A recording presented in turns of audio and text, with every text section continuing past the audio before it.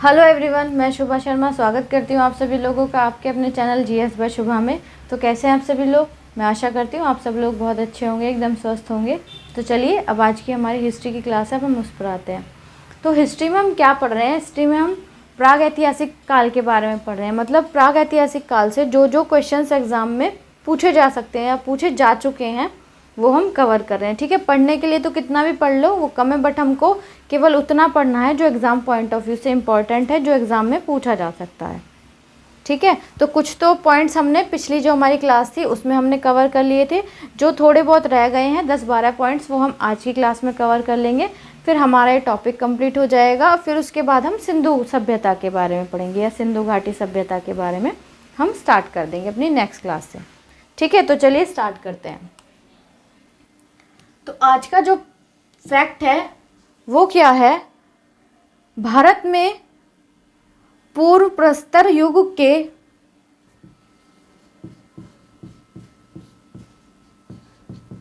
भारत में पूर्व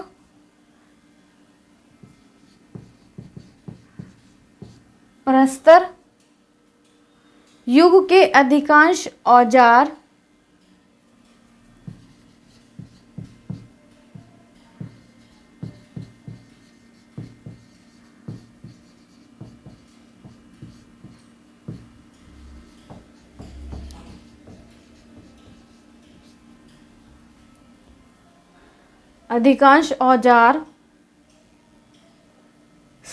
पत्थर के बने थे। पत्थर के बने थे।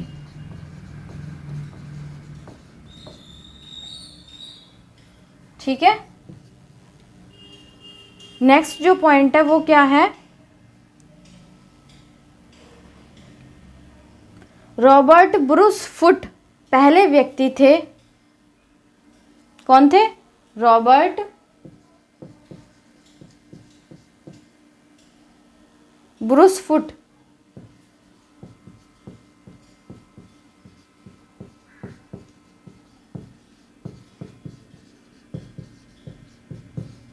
पहले व्यक्ति थे जिन्होंने 1863 ईस्वी में भारत में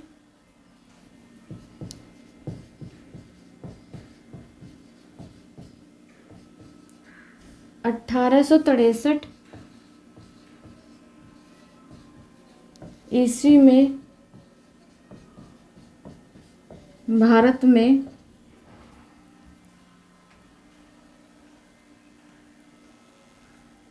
पुरापाषाण कालीन औजारों की खोज की।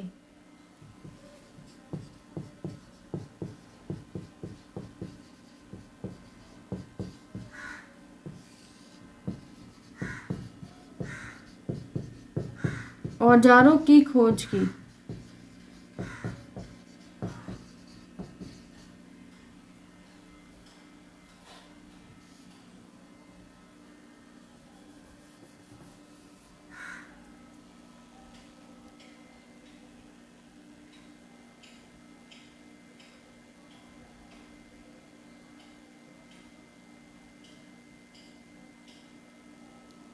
ठीक है, नेक्स्ट है भारत में मध्य पाषाण काल के विषय में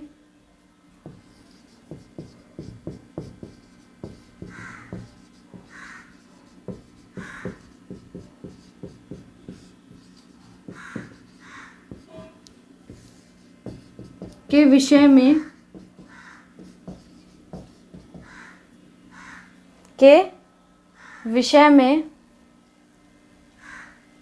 जानकारी सर्वप्रथम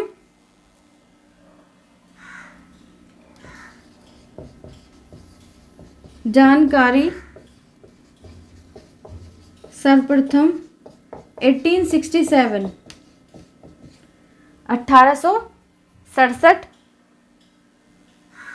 ईस्वी में हुई, जब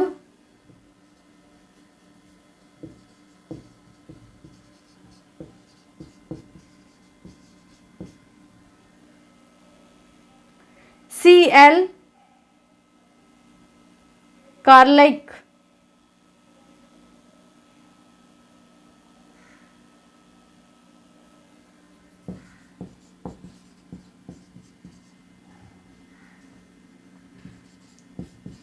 CL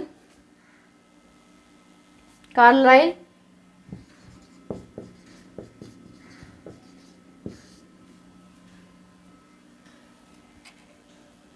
ने विंध्य क्षेत्र में लघु पाषाण ने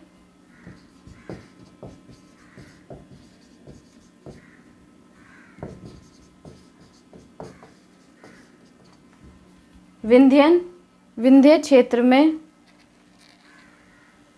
लघु पाषाणोरोपण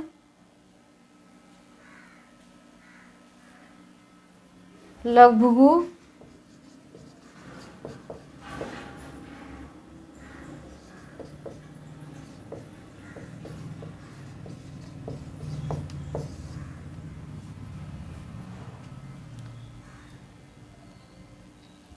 खोज निकाले।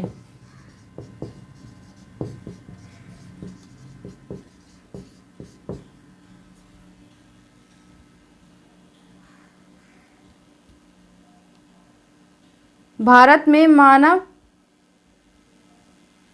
अस्थिपंजर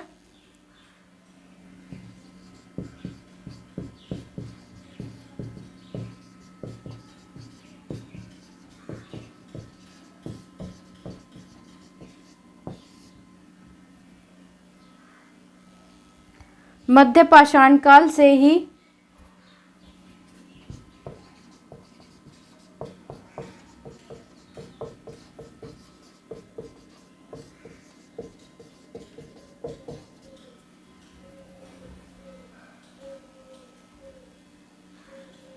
सर्वप्रथम प्राप्त होने लगता है।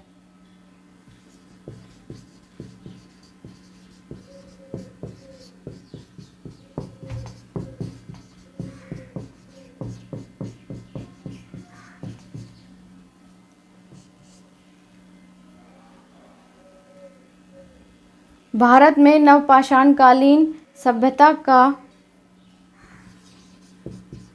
ये इसको बाद में करना, पहले यही देख लो। सबसे पहला पॉइंट क्या आता है, भारत में पूर्व प्रस्तर युग के अधिकांश औजार पत्थर के बने थे। मतलब पहले जो ज़्यादातर जो औजार बनते थे, लोग जो पहले औजार बनाते थे तो वो ज़्यादातर पत्थरों के ही बनाते थे। ठीक है, पहले किसी भी धातु, किसी भी मेटल के बारे में जब तक जानकारी नहीं थी, तो जब तक जो औजार बनते थे वो पत्थरों के या हड्डियों के, मतलब इस तरीके के बनते थे। तो पहले ज़्यादातर अधिकांश जो औजार बनते थे वो पत्थरों के बनते थे। नेक्स्ट है रॉबर्ट ब्रूस फुट, पहले व्यक्ति थे जिन्होंने 1863 ईस्वी में भारत में पुरापाषाणकालीन औजारों की खोज की। अब जो कौन है, रॉबर्ट ब्रूस फुट पहले व्यक्ति थे जिन्होंने 1863 के अंदर जो पुरापाषाणकालीन जो औजार थे उनकी खोज करी। फिर आता है भारत में मध्यपाषाण काल के विषय में जानकारी सर्वप्रथम 1867 ईस्वी में हुई।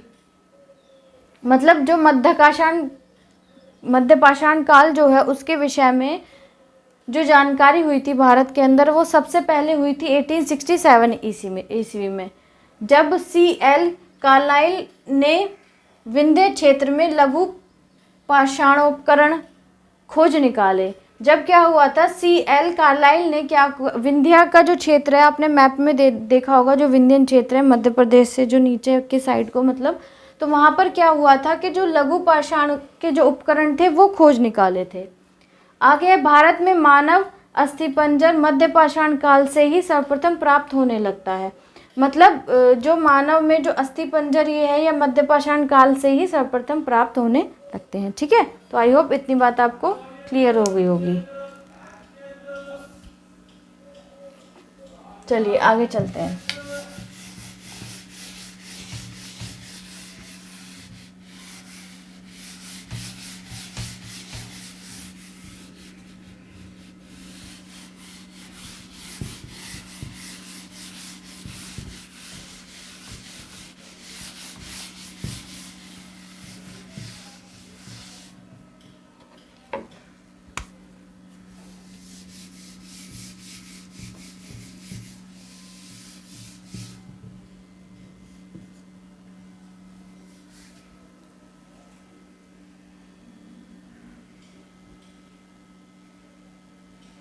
भारत में नवपाषाण कालीन सभ्यता का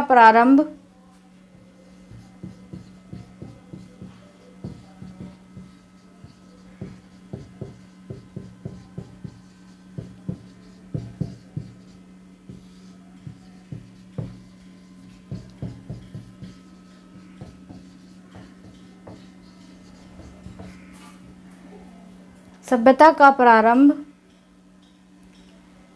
ईसा पूर्व 4000 से लगभग 4000 के लगभग हुआ था। ईसा पूर्व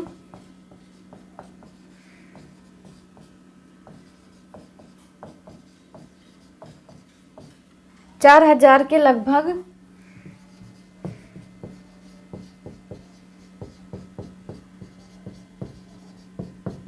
हुआ था। ठीक है, आगे क्या है? भारत का सबसे प्राचीन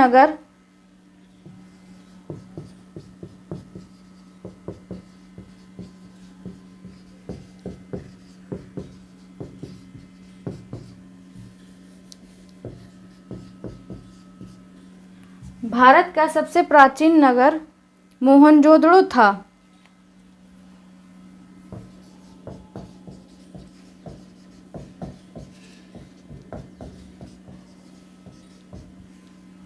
भारत का सबसे प्राचीन नगर मोहनजोदड़ो था। सिंधी भाषा में जिसका अर्थ है मृतकों का टीला।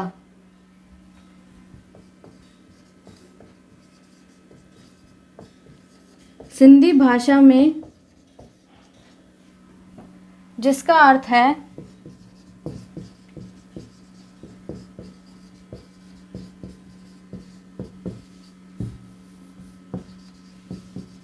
मृतकों का टीला।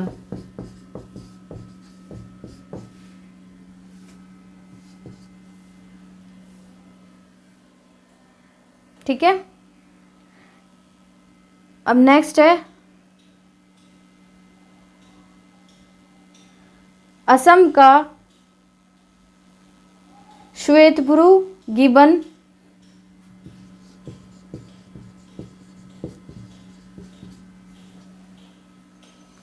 श्वेतभ्रू गिबन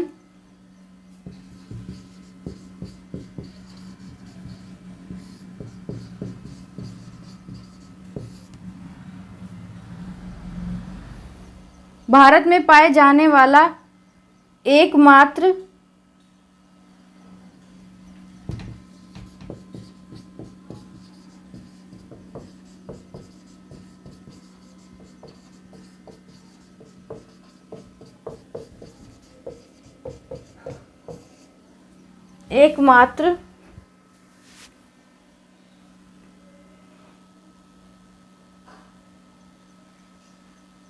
मानवभाव कपि है,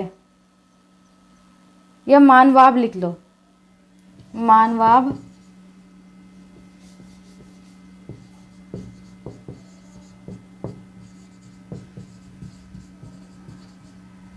कपि है। ठीक है, ये देख लो, 2-3 है वो बाद में करा दूंगी। अब क्या है कि भारत में नवपाषाण कालीन सभ्यता का प्रारंभ ईसा पूर्व 4000 के लगभग हुआ था। मतलब ईसा पूर्व से भी 4000 से पहले हुआ था भारत के अंदर नवपाषाण कालीन सभ्यता का प्रारंभ। भारत का सबसे प्राचीन नगर, अब देखो मोहनजोदड़ो है, तो जब हम सिंधु घाटी सभ्यता पढ़ेंगे तो जब हम मोहनजोदड़ो के बारे में पढ़ेंगे, लेकिन अभी जब हम पढ़ रहे हैं प्रागैतिहासिक काल के बारे में पढ़ रहे हैं, तो प्रागैतिहासिक काल के अंदर जो जो बातें आती हैं वो किसी भी टॉपिक से आती हो, चाहे वो हमने अभी पढ़ा नहीं है, तो वो सब इस टॉपिक में आपकी सारी मैंने करा दी हैं। तो इस वजह से थोड़ी सी जो चीज़ें हैं वो आपको थोड़ी समझ में नहीं आएंगी। जिन्होंने पहले पढ़ रखा उनको तो पता होगा, उनको तो समझ आएंगे, बट जिन्होंने पहले नहीं पढ़ा हुआ उनको नहीं आएंगे। तो फिलहाल आप उनको थोड़ा रटन लेना, बट जब आगे उस टॉपिक को आप कवर करोगे तो वो आपको अच्छे से समझ आ जाएगी। ठीक है, तो भारत का जो सबसे प्राचीन नगर मोहनजोदड़ो था उसको सिंधी भाषा में क्या कहा जाता है? ये सिंधी भाषा में उसका अर्थ क्या है? मृतकों का टीला। अब असम के अंदर क्या है? असम का श्वेतभ्रू गिबन एक बंदर है वो। ठीक है, भारत में पाए जाने वाला एकमात्र मानवाब कपि है, मतलब इंसान वाली इसमें जो हरकतें हैं इस बंदर के अंदर। ठीक है, चलिए आगे चलते हैं।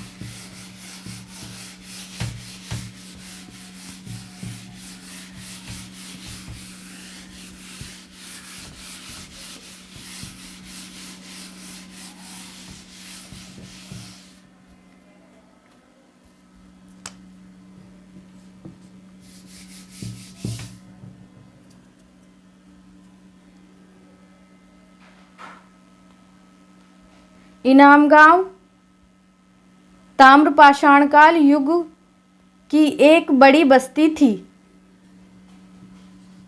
कौन सी? इनामगांव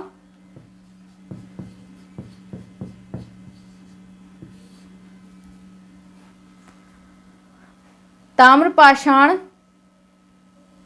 युग की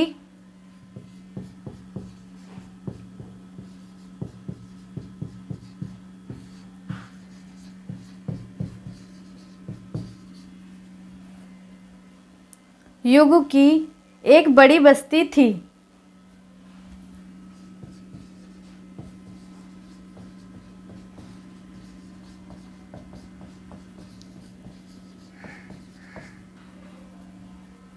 एक बड़ी बस्ती थी। इसका संबंध जॉर्वे संस्कृति से है।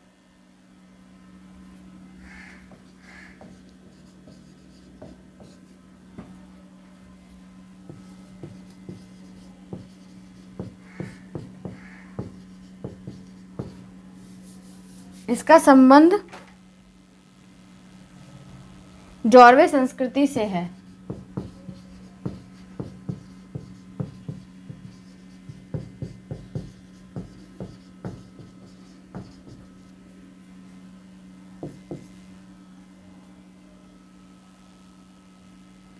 भारत में शिवालिक की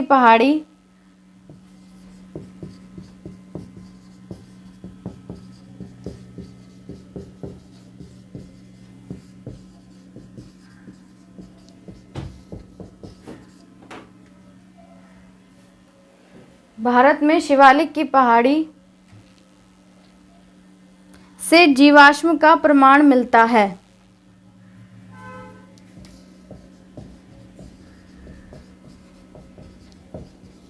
जीवाश्म का प्रमाण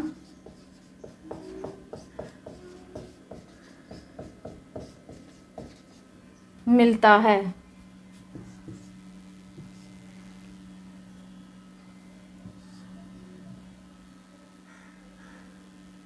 प्रागैतिहासिक काल में भीमबेटका गुफाओं के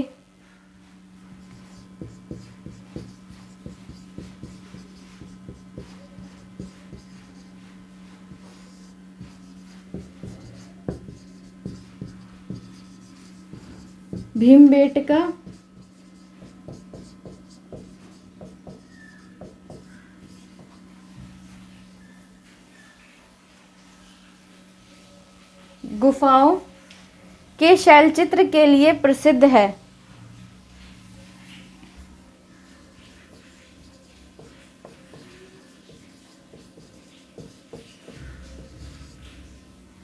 गुफाओं के शैलचित्र के लिए प्रसिद्ध है।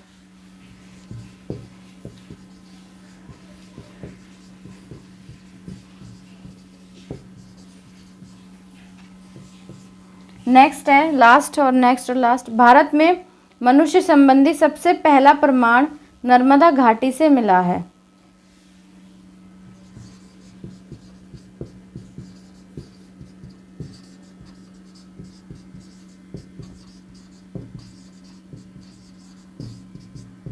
मनुष्य संबंधी पहला प्रमाण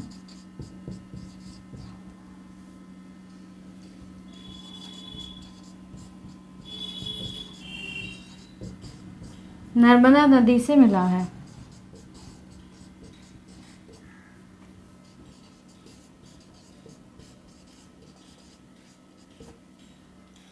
देखो अब क्या है, इनाम गांव क्या है, ताम्रपाषाण युग की एक बड़ी बस्ती थी। इसका संबंध जॉर्वे संस्कृति से था। अब क्या है कि ताम्रपाषाण जो युग था उसमें क्या था, इनाम गांव था कि एक यह इनाम गांव में इसकी ज्ञात ताम्रपाषाण युग के जो लोग थे उनकी एक बड़ी बस्ती थी, जिससे हमको उस कौन सी संस्कृति का, जो जौरवे जो संस्कृति है उसका पता चलता है।